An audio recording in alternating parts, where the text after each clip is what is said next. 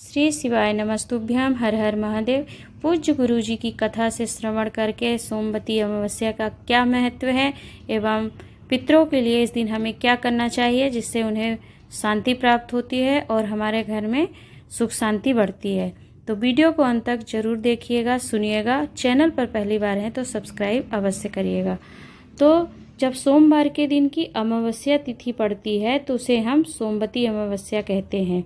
सोमवती अमावस्या के दिन पीपल की परिक्रमा करी जाती है या तुलसी की परिक्रमा एवं पूजन आदि कार्य किया जाता है। कुछ भी करो पर सोमवती अमावस्या के दिन भजन दान पुण्य करो, इसका बहुत महत्व है। सारी अमावस्याएं जो पड़ती हैं वर्ष में, उन सभी अमावस्याओं में प्रबल अमावस्या जो होती है वह सोमवती अमावस्या होती है। शनिचरी अमावस्या से भी प्रबल अमावस्या सोमवती अमावस्या कहलाती है, क्योंकि सोमवार का जो दिन होता है वह भगवान शंकर को समर्पित है और अमावस्या तिथि तो वैसे ही बहुत महत्वपूर्ण होती है। तो सोमवती अमावस्या का महत्व शास्त्रों में क्यों बहुत ज़्यादा वर्णन किया गया है और महत्वपूर्ण बताया गया है, उसका मात्र एक ही कारण है कि इस दिन सारे ग्रह जितने भी हमारे नवग्रह हैं वो चंद्रदेव के साथ शंकर भगवान की आराधना में डूबते हैं, उनकी आराधना करते हैं।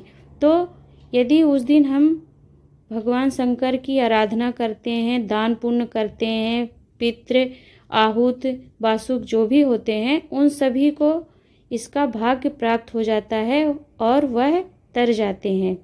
मतलब ये शास्त्र यह वर्णन करता है कि जब सोमवार के दिन सोमवती अमावस्या पड़ती है, यदि उस दिन कोई भी व्यक्ति स्त्री या पुरुष पीपल की परिक्रमा करता है या तुलसी की परिक्रमा करता है, उसका पूजन करता है, उस स्थान पर दान पुण्य भजन कीर्तन करता है, तो उसका भाग आपके आहूत बाहुत वासुक और पितरों के हिस्से में भी जाता है और वह तर जाते हैं।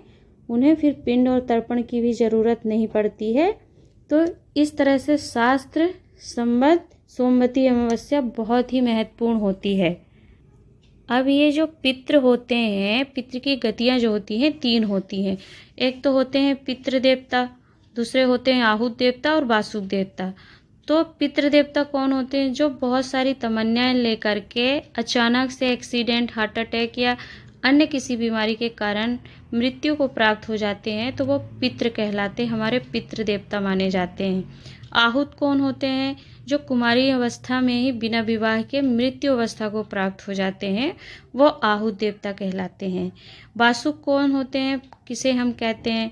तो वासुक देवता जो यदि कोई फांसी लगाकर एक्सीडेंट में या किसी भी दुर्घटना के शिकार होकर के मृत्यु को प्राप्त होते हैं, वो वासुक देवता कहलाते हैं। तो हमारे शास्त्रों में इन तीनों देव की मुक्ति का साधन बताया गया है। शास्त्र वर्णन करता है कि यदि सोमवती अमावस्या के दिन जब पड़े तो उस दिन यदि कोई माता पीपल की परिक्रमा करती है, पूजन करती है, या फिर पीपल की नहीं करती है तो तुलसी की भी परिक्रमा करती है, पूजन करती है उसका और दान करती है, पुण्य करती है, तो उस स्थान पर ये तीनों देव विराजमान होते हैं। जहाँ पर आप पूजा कर रहे होते हैं उस स्थान पर भाग प्राप्त करने के लिए आहूत पितृ वासुक देवता विराजमान होते हैं और आपके सत्कर्म से इन्हें भाग प्राप्त हो जाता है और ये तीनों तर जाते हैं। फिर उनको पिंड तर्पण की जरूरत नहीं पड़ती है। इसीलिए सोमवती अमावस्या का क्रम हमारे हिंदू धर्म में ज़्यादा वर्णित। पितृदोष निवारण के लिए अब एक विधान बताऊंगी जो कि इस प्रकार है।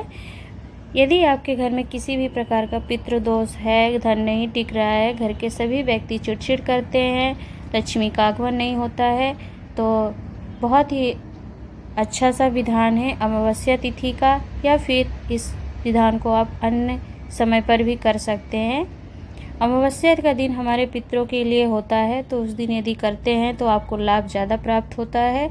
तो या आप अमावस्या के दिन करें, चाहे वो सोमवती अमावस्या हो, शनिचरी अमावस्या हो, कभी भी अमावस्या को आप इस विधान को कर सकते हैं एवं अन्य दिनों में भी इस विधान को किया जा सकता है। आप क्या करेंगे, एक नारियल का आपको गोला लेना है और उस नारियल के गोले को ऊपर से काट लीजिए और काट करके पंजीरी बना लीजिए। आटे को भून करके सेक लीजिए, उसमें शक्कर मिला के पंजीरी जैसे बनाते हैं वैसा बना लीजिए और नारियल में भर लीजिए। भर करके ऊपर जो आपने भाग काटा है उसे वापस लगा लीजिए और उसका मुंह बंद कर दीजिए।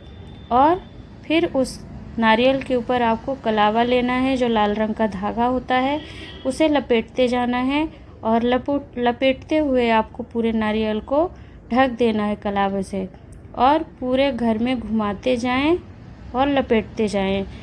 और पिपलाद का नाम लेकर के एवं काशी विश्वनाथ का नाम लेकर के अपना नाम गोत्र बोल करके आपको लपेटना है और फिर किसी पीपल के वृक्ष के नीचे जा कर के एक गड्ढा खोद करके इस नारियल को पिपलाद का काशी विश्वनाथ का नाम लेकर के अपना नाम गोत्र बोल करके गड्ढे के अंदर दबा देना है नारियल को और अपनी कामना करनी है कि हे पिपलाद देवता, हे काशी विश्वनाथ, हमारे घर में जो पितृदोष है उन्हें शांत करिएगा, हमारे बच्चों को शांति शीतलता प्रदान करिएगा और लक्ष्मी का हमारे घर में प्रवेश हो, ऐसी कृपा करने की कामना करेंगे आप। और फिर मिट्टी से उस गड्ढे को दबा करके आ जाइए वापस घर और फिर दूसरे दिन जाइए और गाय का दूध लेकर के जाइए थोड़ा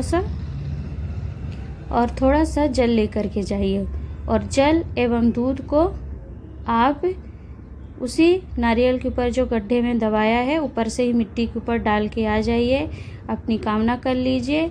तो फिर आपको पितृ कभी भी परेशान नहीं करते हैं, घर में आपके शांति बनी रहती है और लक्ष्मी का आगमन होने लगता है। पूज्य गुरुजी ने इस कथा का वर्णन अपनी सप्तम दिवस की कथा जो कि गुलबर्गा कर्नाटक से श्रवण करवाई गई थी 2018 में, उसमें भी वर्णन किया था। और पूज्य गुरुजी के द्वारा लिखित एक पुस्तक है जिसका नाम है तर्पण, उसमें भी पितरों की शांति हेतु यह इस विधान का वर्णन किया गया है अमावस्या तिथि का। तो विधान करिएगा, आप करके देखिएगा। आशा करती हूँ कि मेरे द्वारा यह जानकारी आपको पसंद आई होगी। वीडियो को लाइक करना नहीं भूलिएगा और चैनल पर पहली बार है तो सब्सक्राइब अवश्य करिएगा। श्री शिवाय नमस्तुभ्यम। हर हर महादेव।